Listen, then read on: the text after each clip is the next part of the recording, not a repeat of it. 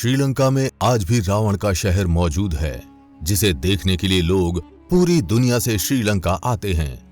रामायण के अनुसार रावण की लंका को स्वर्ण नगरी भी कहा जाता था। पूरा का पूरा महल सोने का बना हुआ था और पूरे विश्व में इससे सुंदर महल और कहीं भी नहीं था। श्रीलंका में सिगिरिया नाम की जगह में रावण का महल है। ये जगह पूरे जंगलों और पहाड़ों से घिरी हुई है और जहां पर रावण का महल था वो एक बहुत बड़ी चट्टान पर है, जिसे पहाड़ कहें तो ज्यादा सही रहेगा। माना जाता है रावण का साम्राज्य मध्य श्रीलंका में बदुल्ला से लेकर अनुराधापुर, कैंडी, पोल्लुनुरुवा और नुवारा एलिया तक फैला हुआ था। रावण के महल के रास्ते की बनावट में 1000 से भी ज्यादा सीढ़ियां थी और रावण अपने पुष्पक विमान की मदद से यहां आता जाता था। रावण की सेना और राक्षसी प्रजा रावण के महल के आसपास की जगह पर रहती थी। कहा जाता है रावण तक जाने के लिए उस समय लोग एक लिफ्ट का इस्तेमाल करते थे, जो कि आजकल के जमाने की इलेक्ट्रॉनिक लिफ्ट से मिलती जुलती थी। आज ये जगह सिंगिरिया रॉक के नाम से जानी जाती है। यहाँ पर रावण के प्राचीन महल की बनावट के अच्छे खासे सबूत मौजूद हैं। महल की चट्टान किलेबंदी, सीढ़ीदार बगीचे, तालाब, नहर, गलियों और फव्वारों से घिरी हुई है। मान्यता है कि माता सीता को इसी स्थान पर कुछ समय तक बंदी बनाकर रखा हुआ था और उसके बाद दूसरी जगह अशोक वाटिका में भेज दिया गया था। इस चट्टान पर रानियों का महल भी था और उनके लिए बाग बगीचे बने हुए थे। इस चट्टान पर पानी की खास व्यवस्था की गई थी और आज भी एक पानी का कुंड यहाँ मौजूद है। कहा जाता है ये रावण के स्नान करने की जगह हुआ करती थी। आज के समय में ये स्थान जंगलों से भरे ही घिरा हो, लेकिन आज भी इस जगह की दीवारें और पत्थर रामायण के होने का सबूत देती हैं। इस जगह पर बहुत सी गुफाएं हैं। गुफाओं की दीवारों में आज भी चमकीले रंग के चित्र हैं जो रामायण युग के दृश्यों को दर्शाते हैं। श्रीलंका के इंटरनेशनल रामायण रिसर्च सेंटर ने खोजबीन करके रामायण से जुड़ी ऐसी 50 जगह ढूंढ निकाली जहां रामायण के होने के प्रमाण हैं। मान्यता है कि रावण भी यहीं मौजूद है। रिसर्च की माने तो श्रीलंका के रेगला जंगलों के बीच एक 8000 फीट ऊंची चट्टान है, जिसमें बहुत सी गुफाएं हैं।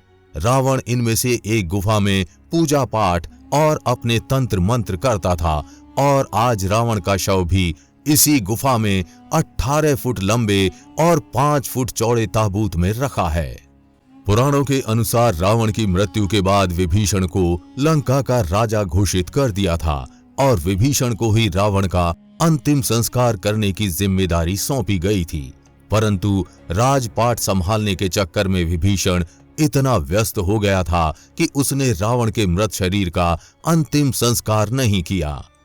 थोड़ी देर बाद रावण की प्रजा के राक्षस, जो रावण को अपना आदर्श मानते थे, वो रावण के शव को रेगला जंगलों के बीच एक गुफा में ले गए। ये वही गुफा थी जहां रावण अपनी पूजा पाठ और तंत्र मंत्र किया करता था। राक्षसों ने काले जादू, तंत्र मंत्र से रावण के देह को फिर से जिंदा करने की बहुत समय तक कोशिश की, परंतु रावण वापस जिंदा नहीं हो पाया। थक हार कर उन राक्षसों ने रावण के शरीर की ममी बना दी। उसे एक ताबूत के अंदर रखकर उसी गुफा में रख दिया, इस आशा में कि एक दिन रावण अपनी तांत्रिक शक्तियों से फिर जिंदा हो जाएगा।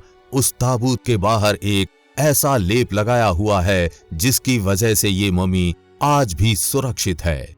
लेकिन ये जगह घने जंगलों के बीच है और इस जगह के आसपास खूंखार जानवर रहते हैं, जिसकी वजह से इस जगह के आसपास कोई भी नहीं आता जाता।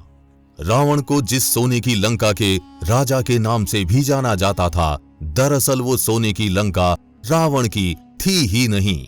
शिव पुराण के अनुसार एक बार जब माता पार्वती और महादेव भगवान विष्णु और माता लक्ष्मी से मिलने बैकुंठ धाम गए थे, तब वहां की सुंदरता और भव्य महल देखकर मां पार्वती के मन में भी ऐसी ही किसी भव्य महल की इच्छा प्रकट हुई।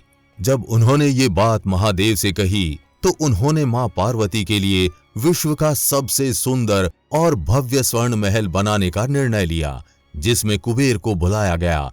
माता पार्वती के लिए कुबेर ने सोने के विशाल और बेहद खूबसूरत महल का निर्माण श्रीलंका में समुद्र के बीचों बीच कर दिया। एक समय जब रावण अपने पुष्पक विमान में जा रहा था, उसकी नजर स्वर्ण महल पर पड़ी। जैसे कि रावण एक ब्राह्मण तो था ही, परंतु वो राक्षस भी था।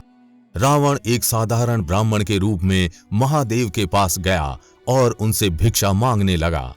महादेव समझ गए थे कि वो रावण है, परंतु उन्होंने रावण से पूछा कि क्या चाहिए आपको ब्राह्मण देव।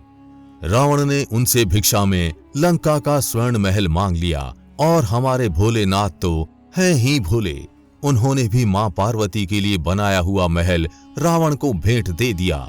जब ये बात माता पार्वती को पता चली तो वो बहुत क्रोधित हुईं और उन्होंने श्राप दिया कि ये स्वर्ण महल किसी का नहीं रहेगा और भस्म होकर खाक में मिल जाएगा। और रामायण में कुछ ऐसा ही हुआ। हनुमान जी ने अपनी पूंछ से पूरी सोने की लंका भस्म कर दी। रावण का महल बहुत ऊंचाई में होने के कारण वहां बहुत तेज हवा चलती है। आग की लपटें तेज हवा से और भड़क गईं, और जहां सोना आग से पिघल जाता है, वहीं आग इतनी भीषण थी कि वो पिघला नहीं बल्कि सीधा राख हो गया।